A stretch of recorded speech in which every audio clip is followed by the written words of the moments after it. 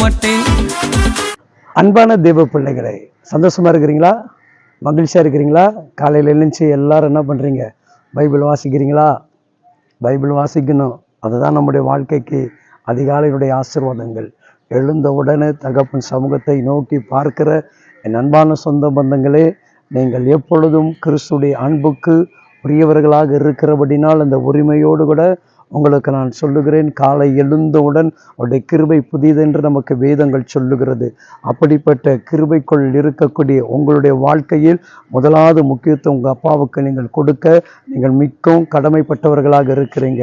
ஏன்னா நம்ம இன்னைக்கு இந்த அளவு இருப்பதும் இப்படிப்பட்ட ஒரு ஆசீர்வாதத்திற்கு நம் தேவன் நம்மை வைத்திருப்பதற்கும் அவருக்கு நம்ம நன்றியும் உண்மை உள்ளவர்களாக நாம் காணப்பட வேண்டும்.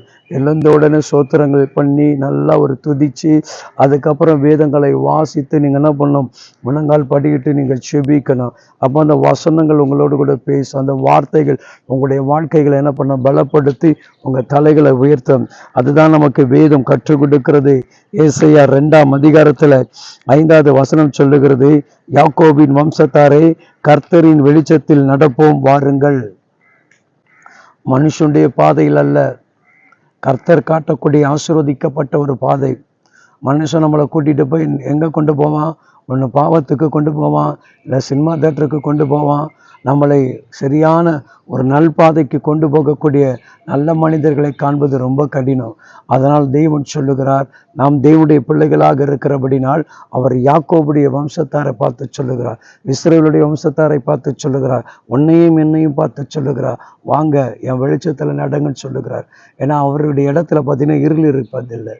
ஏன்னா அவர்கிட்ட வந்து இருளாக இருக்கிற மனுஷன் கூட வெளிச்சமாக மாறுகிறான். ஏன்னா அப்படிப்பட்ட ஒரு மகிமை உள்ள ஒரு தேவன். அவர் நமக்குள் வந்து விட்டாலே நமக்குள்ளுக்குள்ளே இருக்குது பார்த்தீங்களா, அந்த இருளெல்லாம் வெளியேறிடும். இன்னைக்கு அவர் உங்களை அழைக்கிறார். அவருடைய அன்பு சமூகத்துக்கு வருவாயா? அவருடைய பாதத்தை தேடி ஓடி வருவாயா? அவர் உன்னை நேசிக்கிற இடத்துக்கு நீ வருவாயா? என் அன்பான தேவ பிள்ளைகளே, ஒவ்வொரு மனிதனுடைய வாழ்க்கைகள் இருண்டு போனதாக காணப்படுகிறது. நாம் உலகத்தில் அநேக காரியத்தை தொலைத்து விட்டு வெளிச்சத்தை பார்க்க முடியாதபடி இருட்டறைக்குள்ள நிறைய பேர் அமர்ந்து கொண்டிருக்கிறோம். பாவம் என்கின்ற இருளுக்குள் அமர்ந்து கொண்டிருக்கிறோம். நாசமோசம் கொள்ளை நோய் என்கின்ற இருளுக்குள் அமர்ந்து கொண்டிருக்கிறோம். இந்த இருளிலிருந்து எப்படி நான் வெளியே வர முடியும்? இந்த இருளுடைய வாழ்க்கையினை விட்டு போகுமா என்று தெரியாமல் அந்த இருளுக்குள்ளே சில பேர் மரித்து போகிறதை நம்ம பார்க்கிறோம். அவங்களுடைய வாழ்க்கையில் அந்த பயம் அச்சங்கள் ஏற்படும் போது, அந்த நடுக்கங்கள் வரும் பொழுது என்ன செய்து கொள்வது என்று தெரியாமல் மரணத்தை சந்திக்கிறதை நாம் பார்க்கிறோம்.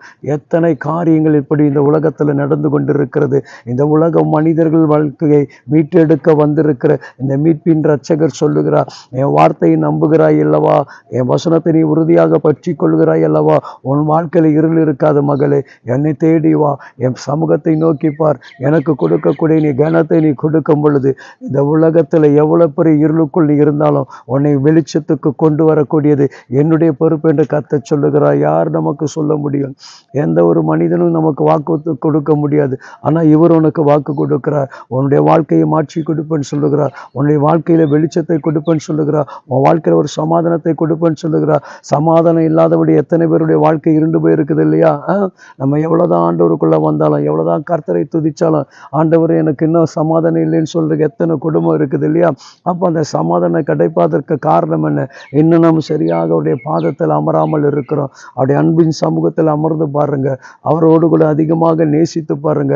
இந்த நேசம் என்ன பண்ணும் தெரியுங்களா? நம்முடைய வாழ்க்கையில் இருக்கக்கூடிய எல்லா இருளையும் நீக்கிவிடும். என் அன்பான சொந்த பந்தங்களே, ஒருவேளை இந்த நாட்களில் மரண இருளுக்கள் அவதிப்பட்டு கொண்டிருக்கிறாயா? இல்லை வியாதி படுக்கை என்கின்ற இருளில் அவதிப்பட்டு கொண்டிருக்கிறாயா? இல்லை கடன் என்கின்ற நெருக்கத்தில் அவதிப்பட்டு கொண்டிருக்கிறாயா? இதை பார்க்கிறேன் அன்பான சொந்த பந்தங்களை, உங்களுக்காக நான் செபிக்கிறேன். ஒருவேளை உங்களுக்குள் அந்த விசுவாசம் இருக்கும் என்று சொன்னால் இந்த செபம் உங்களுக்கு ஒரு உறுதுணையாக இருக்கு என்று நம்புகிறேன். ஒருவேளை கர்த்தர் நம்ம இருவருடைய இணைந்து செபிக்கிற இந்த செபத்தை கேட்டு உங்களுக்கு விடுதலை கொடுப்பார் என்று நம்புகிறேன். என்னோடு சேர்ந்து கண்களை மூடி செபிப்பீங்களா?